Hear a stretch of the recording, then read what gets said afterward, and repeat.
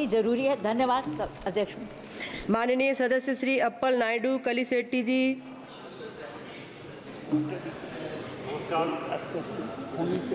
భారతదేశ ప్రజాస్వామ్యానికి ప్రధాన భూమిక వహించిన పార్లమెంట్ భవనంలో వచ్చి మాట్లాడినందుకు అవకాశం కల్పించిన ఆంధ్రప్రదేశ్ ముఖ్యమంత్రి గౌరవనీయులు చంద్రబాబు నాయుడు గారు, మా నాయకులు లోకేష్ గారికి ప్రజాస్వామ్యానికి ధన్యవాదాలు తెలియజేసుకుంటూ, విజయనగరం పార్లమెంట్ పరిధిలో ఉన్న మా రాజాం పట్టణానికి ఎప్పటి నుంచి 25 ఏళ్ళ నుంచి ఒక ప్రతిపాదన ఉంది, రైల్వే లైన్.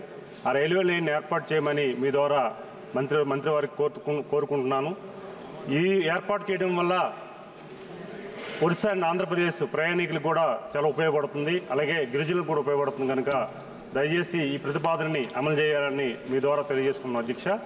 అలాగే ఈరోజు మా పార్లమెంట్ పరిధిలో ఉన్న రైల్వే సమస్యల మీద ప్రత్యేకంగా దృష్టి పెట్టి గతంలో కూడా ఉత్తరాలు మేము పంపించాం. దాన్ని సహకరించమని మీ ద్వారా తెలియజేసుకుంటూ, అలాగే పాత్రికా మిత్రులకు కూడా రైల్వే పాస్లను కూడా అమలు చేయాలని మీ ద్వారా తెలియజేసుకుంటున్నాం. ధన్యవాదాలు. माननीय सदस्य श्रीमती हरसिमरत कौर जी। शुक्रिया महोदया।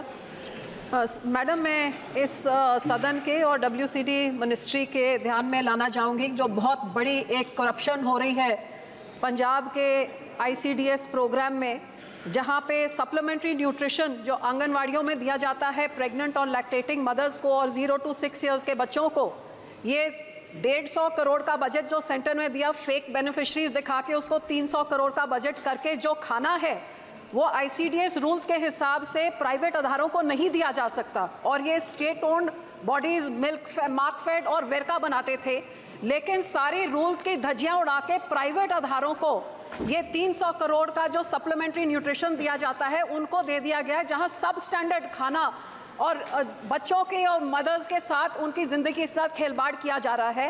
वो टोटल फ्लाउटिंग ऑफ रूल्स हो रहा है। इसके बारे में मैंने मंत्री जी को लिख के भी दिया है। आज मैं डिमांड करती हूँ कि एक CBI की इंक्वायरी किया जाए, ये नहीं कि जैसे केंद्र पैसे रोक दे, क्योंकि गरीब बच्चियों और मावों का क्या इसमें दोष है जो सरकार घपला कर रही है। और आपको हैरानी होगी कि 28 लाख जो आंगनवाड़ी वर्कर्स हैं जो महज 4500 रुपये महीने में काम करती हैं, उनके हेल्पर्स को 2200 रुपये महीना मिलता है जो मिनिमम वेजेस से भी कम है। इनको रेगुलराइज जहां सरकार को करना चाहिए वो तो क्या किया, लेकिन उनके जो ऑल इंडिया आंगनवाड़ी की जो प्रधान है, जब ये गंदे खराब खाने के पॉइजनस खाने के ऊपर जब उन्होंने मुद्दा उठाया तो उनको डिसमिस कर दिया। जो सरकारी अफसर है CDPO उसको सस्पेंड कर दिया है और शरेआम लोगों की जानों के साथ खेला जा रहा है। और ये सप्लीमेंट्री न्यूट्रिशन जो रूल्स के अगेंस्ट खास लोगों को दिया जा रहा है किकबैक्स करने के लिए, करप्शन करने के लिए, मैं डिमांड करती हूँ कि इसकी CBI इंक्वायरी करके सरकार और मंत्रियों को उनको पिनलाइज किया जाए, ना कि लोगों का खाना और उनका जो स्कीम का जो पैसा है वो ना रोक दिया जाए, जैसे नेशनल हेल्थ मिशन में भी किया है, RDF में भी किया है, शिक्षा में भी किया है कि लोग सफर करें पंजाब के, क्योंकि सरकार घपले कर रही है। ये घपलों की सरकार है, आम आदमी सरकार, सारा देश जानता है। माननीय सदस्य श्री कौशलेंद्र कुमार जी। कौशलेंद्र कुमार जी।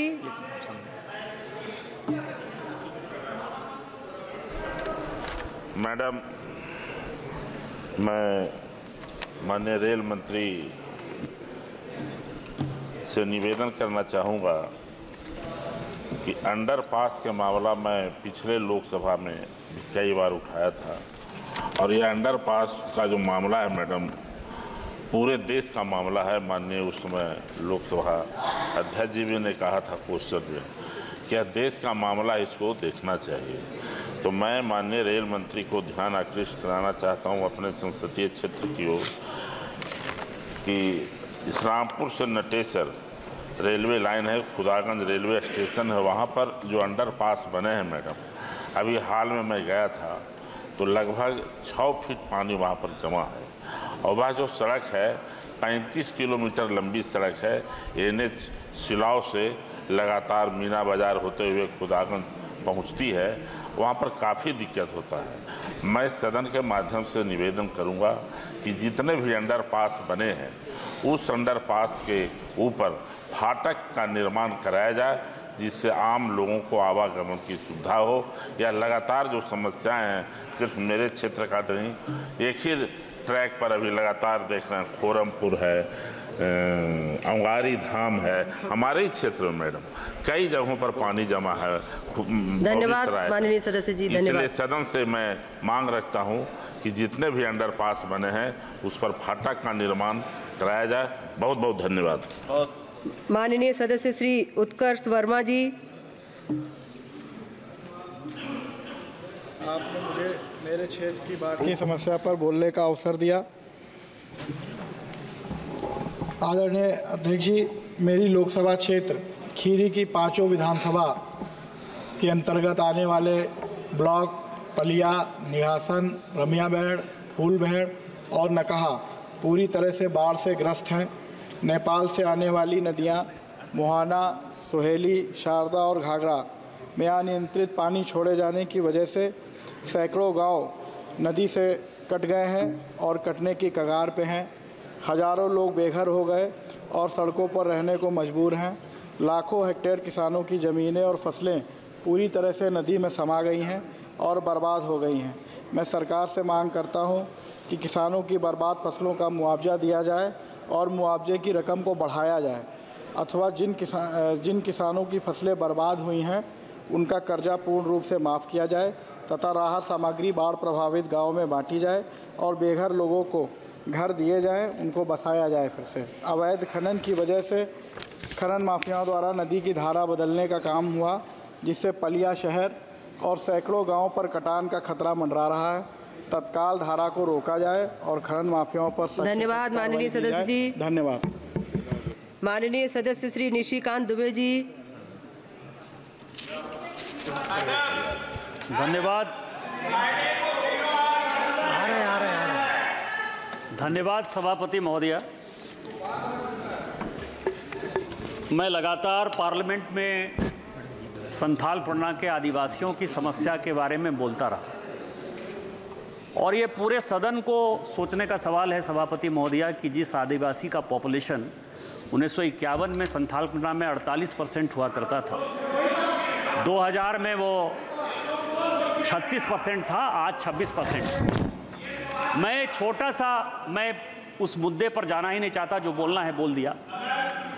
वहाँ के आदिवासी लड़के परसों पाकुड़ में एक आंदोलन करना चाह रहे थे, जन आक्रोश रैली था, क्योंकि उनकी जो आदिवासी की सीट है वो बांग्लादेशी जो है लेके जा रहे हैं। मैंने बांग्लादेशी बोलने में भी समस्या है, मैंने मुसलमान हिंदू तो नहीं बोला, ये हिंदू मुसलमान का सवाल ही नहीं है। और यहाँ ओवैसी साहब से लेके सारे मुस्लिम बैठे हुए हैं, उनको सोचने का सवाल है कि हिंदुस्तान के मुस्लिम सुरक्षित रहेंगे कि नहीं रहेंगे, बांग्लादेशी लेके जाएंगे। मैं ये केवल ये कहना चाह रहा हूँ कि वो लड़के आंदोलन करना चाह रहे थे और उन लड़कों के हॉस्टल के अंदर पाकुड़ में परसों 27 तारीख को पुलिस ने घुसकर बर्बरतापूर्ण तरीके से उन आदिवासी लड़कों को पीटा। 2 लड़के मरणासन्न हैं, शायद उनकी मौत हो जाएगी। 11 आदमी ऐसे हैं जिनको कि बड़े अस्पताल में रेफर किया गया है और शेड्यूल ट्राइब कमीशन ने इसको संज्ञान लिया है। मेरा आपके माध्यम से भारत सरकार से ये आग्रह है कि ये राज्य सरकार बांग्लादेशियों को बसाने के लिए आदिवासियों का सत्यानाश कर रही है और इसके लिए वहां राष्ट्रपति शासन लगाई। माननीय सदस्य श्री राहुल कसवा जी।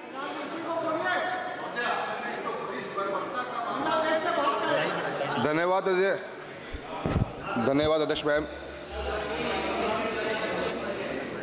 मैं एक बहुत ही महत्वपूर्ण मुद्दे के ऊपर अपनी बात रखना चाहता हूं।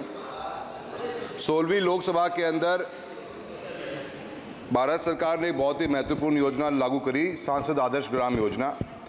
काफ़ी सांसद साथी जो पहले के हैं इस बात को समझे भी गए। इस आदर्श ग्राम योजना के अंदर एक विलेज डेवलपमेंट प्लान बनाया गया गाइडलाइंस के मार्फत, जिस गाइडलाइंस में 2 वर्टिकल दिए गए थे कि गांव में डेवलपमेंट कैसे कराया जाएगा।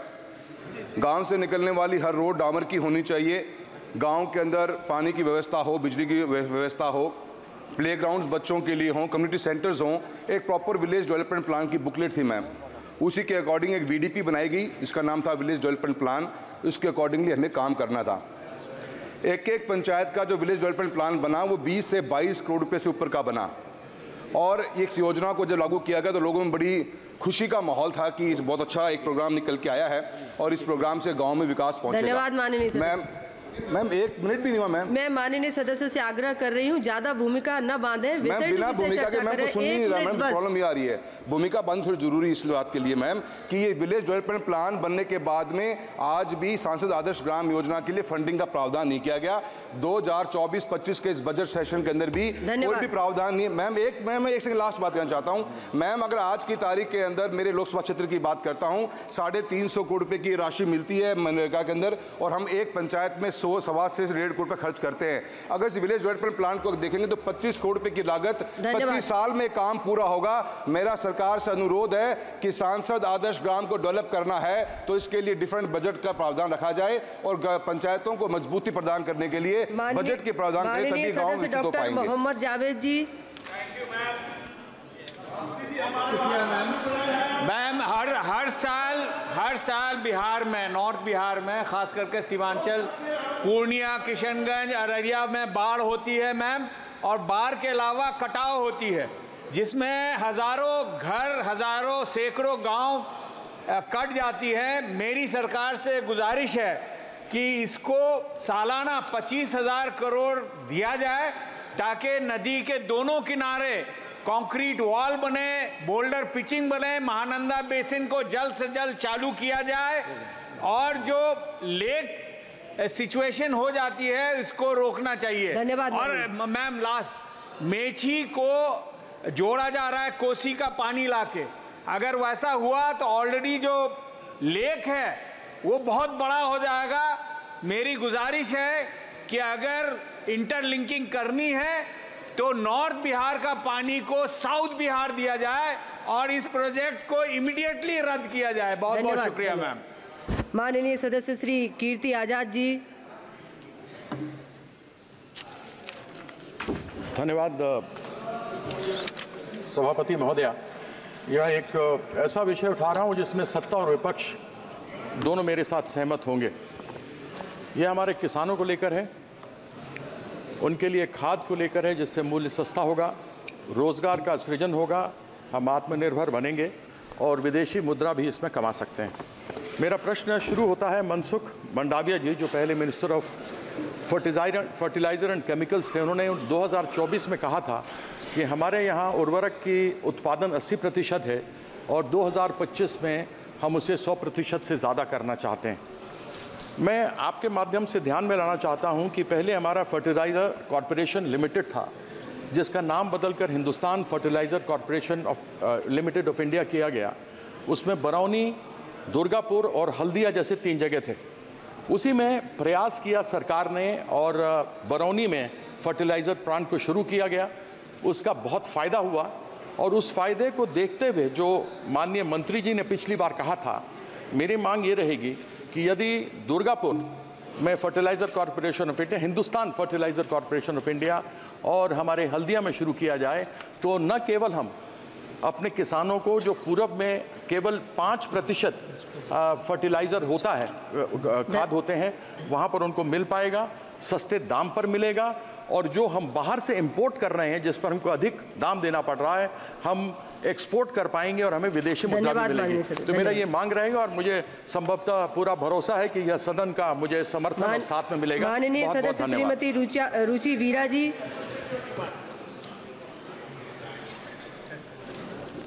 धन्यवाद माननीय सभापति महोदय जी, आपने मुझे शून्यकाल में बोलने का अवसर दिया, मैं आपका आभार व्यक्त करती हूँ। सभापति जी, मैं मुरादाबाद लोकसभा क्षेत्र से चुनकर आई हूँ।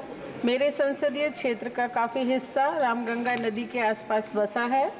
कई कॉलोनी जैसे कि चक्कर की मिलक, बंगला गांव, नवाबपुरा, लालबाग, बरवलान, वारसी नगर, परंपरा आदि कई लाख की आबादी निवास करती है। ज़मीनें बैनामाशुदा हैं, नगर निगम के अंतर्गत आती हैं, मूलभूत सरकारी सुविधाओं से आच्छादित हैं, जैसे कि सड़क, पानी, लाइट, स्कूल, सरकारी भवन और यहाँ तक कि मंदिर मस्जिद भी। हाउस टैक्स, बिजली का बिल भी भरते हैं। नगर निगम के मतदाता भी हैं और पार्षद भी वहाँ से चुने जाते हैं। माननीय सदस्य। अभी महोदय जी, अभी कुछ दिन पूर्व सिंचाई विभाग द्वारा केवल गरीब बस्तियों को खाली कराने का नोटिस दिया गया है, जबकि इसी परिधि में कई बड़े पॉश कॉलोनी भी आती हैं। मैडम, मैं आपसे निवेदन करना चाहती हूँ कि सभी छोटे बड़ों के साथ समान व्यवहार हो। धन्यवाद, धन्यवाद माननीय सदस्य जी। मुझे 1 मिनट का मौका दें, मैं पहली बार बोल रही हूँ सदन में।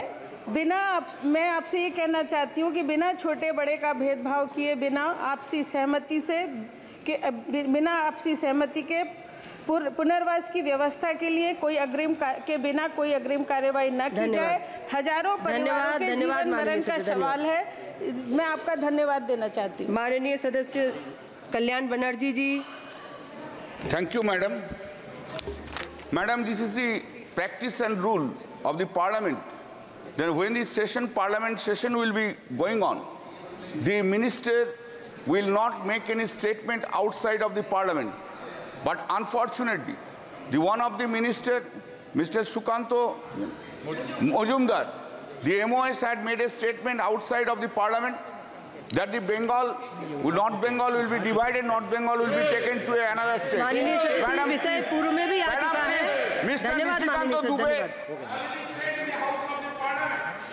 धन्यवाद माननीय सदस्य, पूर्व में भी ये विषय आ चुका है, आपके माध्यम से आ चुका है। हो चुका है मैडम, मिलाइए। पढ़िए मैडम, पढ़िए। माननीय सदस्यों से मैं आग्रह कर रही हूं कि जिन सदस्यों का लिस्ट में नाम था लेकिन समय की कमी के रहते नहीं लिया गया, उनको इस हफ्ते मौका देने की कोशिश की जाएगी। बजट पर सामान्य चर्चा, श्रीमती डिम्पल यादव जी। माननीय सदस्य श्रीमती डिम्पल यादव जी। माननीय सदस्य प्लीज, हमारी सम्मानित माननीय सदस्य बोल रही हैं। माननीय सदस्य डिम्पल यादव जी।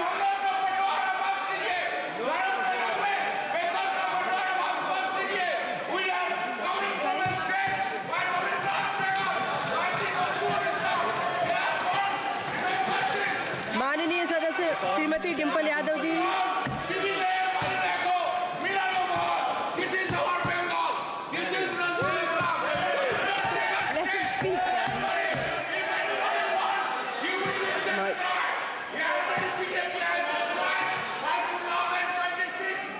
माननीय सदस्य डिम्पल यादव जी। माननीय सदस्य, एक मिनट माननीय सदस्य।